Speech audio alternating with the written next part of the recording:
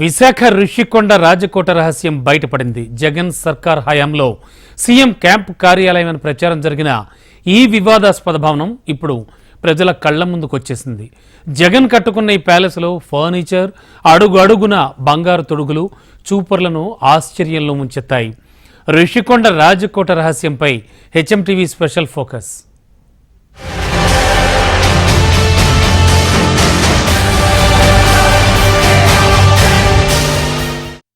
విశాఖపట్నం ఋషికొండలో CM camp కార్యాలయం అంటూ ప్రచారం జరిగిన భవనం దగ్గర ప్రస్తుతం నేనున్నాను. అయితే ఈ రాజ్ ప్యాలెస్లో అసలు ఏముంది, ఈ భవనంలో ఎలా కట్టారు, అసలు ఏ అంశాలు ఈ భవనంలో ఉన్నాయి అన్న దాని మీద చాలా ఉత్కంఠత ఇప్పటిదాకా కూడా కొనసాగింది.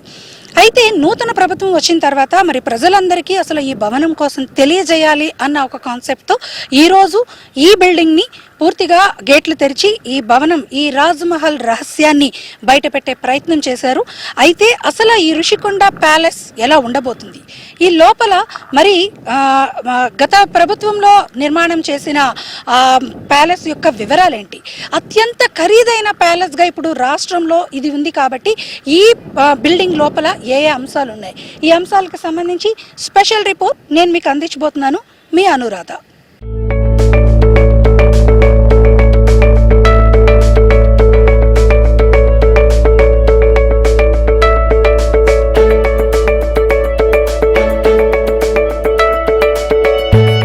ఇది ఋషికొండ సాగర్ తీరంలో అందమైన రాజసౌధం. ధవళవర్ణంలో వెలిగిపోతున్న విలాసవంతమైన ప్యాలెస్. ఇది ఏపీ మాజీ సీఎం జగన్ ముచ్చటపడి నిర్మించుకున్న ఋషికొండ భవనం. ఈ భవనంలో విలాసవంతంగా ఉన్న సమావేశ మందిరాలు, అత్యంత ఖరీదైన బాత్రూమ్, స్పా కేంద్రం, డ్రెస్సింగ్ రూమ్, అధునాతన కిచెన్, అత్యంత ఖరీదైన బెడ్రూమ్, ఫర్నిచర్ ఈ భవనంలో కొలువు తీరే. దాదాపు 15 వరకు లిఫ్టులున్నాయి. ఇటలీ, రష్యా, ఫ్రాన్స్ నుంచి తెప్పించిన గ్రానైట్ స్టోన్స్ తో వేసిన కారిడార్లు, ఇతర దేశాల నుంచి తెప్పించిన ఇండోర్ ప్లాంట్లు ఉన్నాయి. ముఖ్యంగా ఓ పడక గదిలో దాదాపు 60 లక్షల రూపాయలతో స్నానాల గదిని ఏర్పాటు చేశారు. మరోవైపు 2వ ఫ్లోర్ లో మీటింగ్ హాల్స్, జిమ్ పరికరాలు ఉన్నాయి.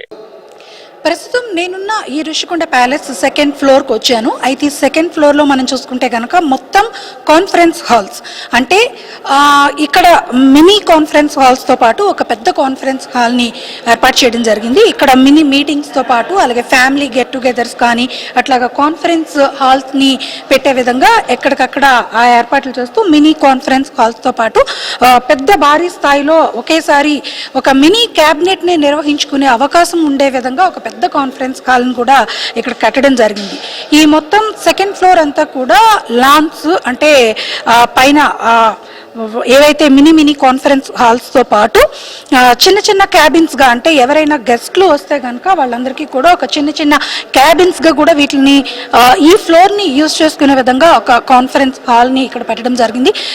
మంచి లైటింగ్ ఎఫెక్ట్స్తో ఈ కాన్ఫరెన్స్ హాల్ అనేది ఇక్కడ నిర్వహిస్తున్నారు. ఇక్కడ మనం చూడొచ్చు. ఇప్పుడు ఇది ఇంకా రెడీ అవుతున్న బ్లాక్స్. ఇక్కడ కాన్ఫరెన్స్ హాల్స్ అంటే ఏ విభాగానికి చెంది ఆ విభాగానికి పరిపాలనకు సంబంధించి కాన్ఫరెన్సెస్ నిర్వహించుకోవడం, చిన్న సమావేశాలు నిర్వహించుకునే వీలుగా ఈ కాన్ఫరెన్స్ హాల్స్ ని కూడా ఈ 2nd ఫ్లోర్ లో ఈ బిల్డింగ్ లో ఏర్పాటు చేయడం జరిగింది. ఇవన్నీ కూడా latest furniture and technology use చేసే విధంగా మొత్తం అన్ని కూడా ఆఫీస్ పర్పస్ ఈ బిల్డింగ్ లో ఈ 2nd ఫ్లోర్ లో కేవలం ఆఫీస్ పర్పస్ వాడుకునే విధంగా ఈ మొత్తం ఈ 2nd ఫ్లోర్ అంతటినీ కూడా వినియోగించుకునేలాగా ఈ నిర్మాణం అనేది అంతా కూడా ఇక్కడ జరిగింది. ఇప్పుడు నేనున్న ఈ రూమ్ చూస్తే కనుక ఇక్కడ బెడ్, స్క్వాట్స్ అన్ని కూడా వేయడం జరిగింది. అప్పటి మా మాజీ ముఖ్యమంత్రి జగన్మోహన్ రెడ్డి నివాసంతో పాటు ఇక్కడ ఆయన తన బెడ్రూమ్గా దీన్ని నిర్మాణం చేసుకునేందుకు అత్యంత విలాసవంతమైన బెడ్స్ని కూడా ఇక్కడ ఏర్పాటు చేయడం జరిగింది. ఒక విలాసవంతమైన హాల్తో పాటు ఇక్కడ ఈ బెడ్రూమ్ ఉంది. బెడ్రూమ్కి ఆనుకొని, అంటే కేవలం ఈ ఒక్క హాల్ మీదే చాలా మంది పొలిటికల్గా మాట్లాడడం కూడా జరిగింది. ఎందుకనంటే ముఖ్యంగా జగన్మోహన్ రెడ్డి ఏదైతే తన విలాసవంతమైన ఈ భవనాన్ని నిర్మిస్తున్నారో, ఈ భవనంలో కేవలం బాత్రూమ్ మీదే చాలా ట్రోల్స్ నడిచాయి. ఎందుకనంటే 60 లక్షల పైబడి ఒక కమోడ్ ని వాళ్ళు ఇక్కడ నిర్మించుకున్నట్లుగా, అలాగే ఒక స్పా సెంటర్ ని కూడా ఈ లోపల పెట్టుకుంటున్నట్లుగా కూడా చెప్పడం జరిగింది. ఇక్కడ మనం చూడొచ్చు ఈ హాల్ లోంచి, అంటే ఆ బెడ్రూమ్ లోంచి ఇక్కడ లోపలికి వస్తే కనుక ఈ స్పా సెంటర్ ఇక్కడ ఉండే విధంగా, అంటే తన డ్రెస్సింగ్ రూమ్ గా దీన్ని వినియోగించుకునే విధంగా ఇది ఒక ఏర్పాటు అనేది చేయడం జరిగిందని చెప్పొచ్చు. ఇక్కడ చూస్తే కనుక మనకి చూస్తే అర్థమవుతుంది, చాలా విలాసవంతమైన బాత్రూమ్స్, కమోడ్స్ అన్ని కూడా ఉన్నాయి. అలాగే ఒక స్పా, అంటే దీనికి ఈ దీని మీద నుంచి చూసుకుని కేవలం ఒక మసాజ్ అట్లని చేసుకునే విధంగా ఒక స్పాని కూడా ఇక్కడ ఏర్పాటు చేసుకునే విధంగా, ఒక డ్రెస్సింగ్ రూమ్ ని కూడా ఉండే విధంగా కూడా తను ఈ బిల్డింగ్ లో, ఈ బ్లాక్ లో ఈ డిజైన్ అనేది ఏర్పాటు చేసుకోవడం జరిగింది. మొత్తం పూర్తిగా అంతా కూడా కబోర్డ్ సిస్టమ్స్, అలాగే మిర్రర్ సిస్టమ్స్, ఎక్కడికక్కడ షింక్, వాటర్స్ అన్ని కూడా వచ్చే విధంగా ఇది ఏర్పాటు చేశారు. ఇదంతా కూడా తను కేవలం ఒక లగ్జరీ స్పా సెంటర్కి వెళ్తే ఎలా ఉంటుందో ఆ విధంగా వచ్చేలాగా దీన్ని ఏర్పాటు చేసుకోవడం జరిగింది. ఒక స్పా సెంటర్, 5 స్టార్ హోటల్లో స్పా సెంటర్కి వెళ్తే ఎలా ఉంటుంది అన్న మోడల్లో దీన్ని పూర్తిగా నిర్మాణం చేశారు. పెద్ద పెద్ద కబోర్డ్స్తో పాటు స్పా సెంటర్, అలాగే టాయిలెట్స్ కానీ మొత్తం ఇక్కడ అన్నీ కూడా మొత్తానికి చూసుకుంటే చాలా విలాసవంతమైన ఒక బాత్రూమే ఈ ఇంత పెద్ద భారీ స్థాయిలో నిర్మాణం అనేది జరిగిందని మనం ఈ బిల్డింగ్లో ఈ విజువల్స్ చూస్తేనే మనకి స్పష్టంగా అర్థమవుతుంది. దీని మీదే పొలిటికల్ గా కూడా చాలా పెద్ద ఎత్తున ట్రోలింగ్ నడిచింది. కేవలం సామాన్యుడికి ఒక ఇల్లు కట్టాలంటేనే డబ్బులు లేవనే ప్రభుత్వాలు ఒక భవనంలో కేవలం బాత్రూమ్ కోసం ఇంత భారీ ఎత్తున లక్షలాది రూపాయలని ఖర్చు చేశారన్న ట్రోలింగ్స్ కూడా నడిచాయి. అది ఇక్కడ ఇప్పుడు మనం ప్రత్యక్షంగా చూస్తున్న ఈ bedroom come bathroom spa centre.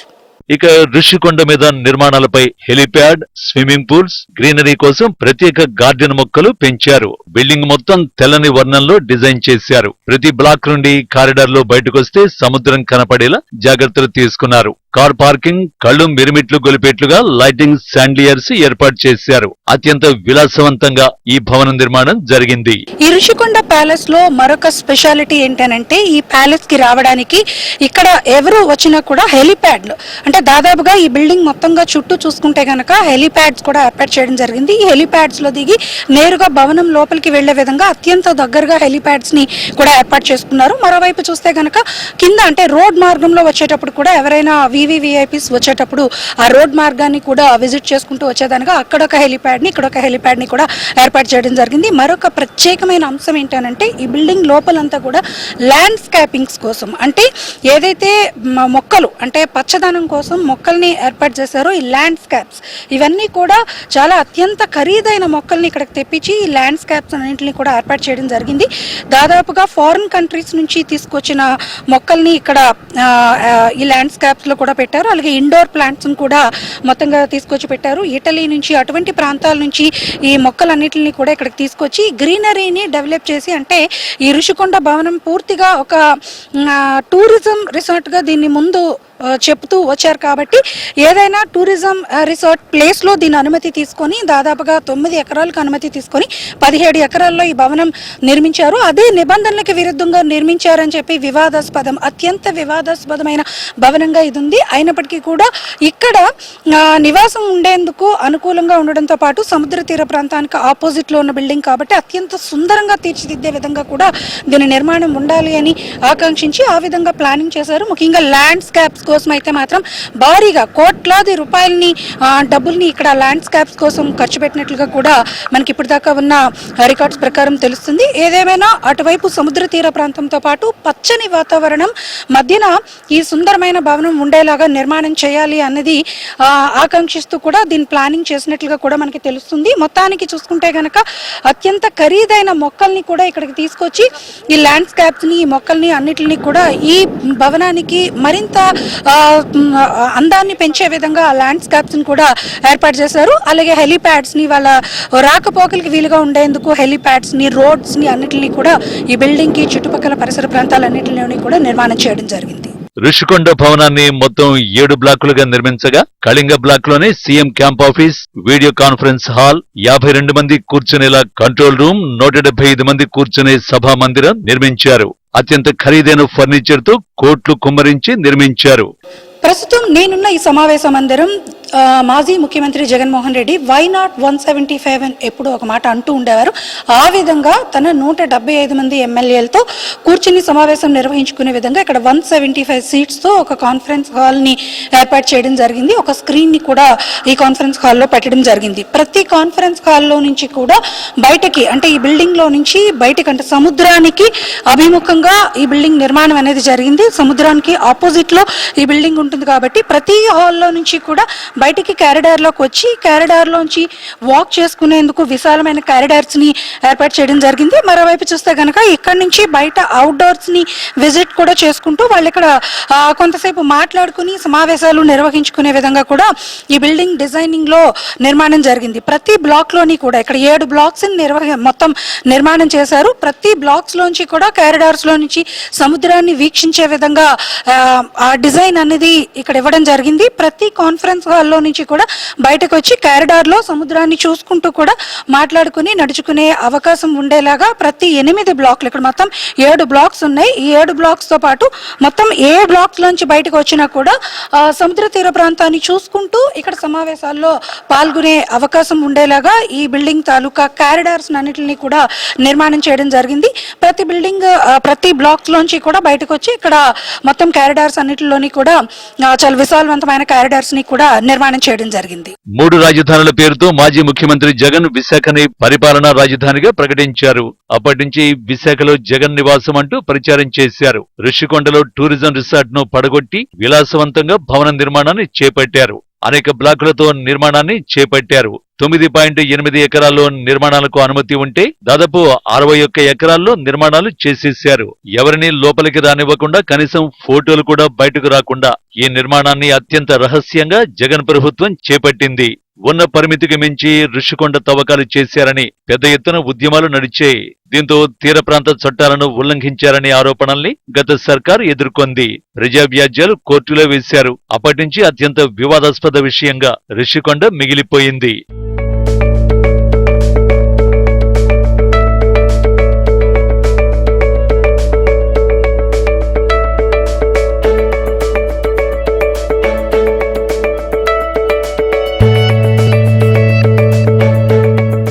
రెండు 2024 సార్వత్రిక ఎన్నికల్లో వైసీపీ ఘోర పరాజయం పాలైంది.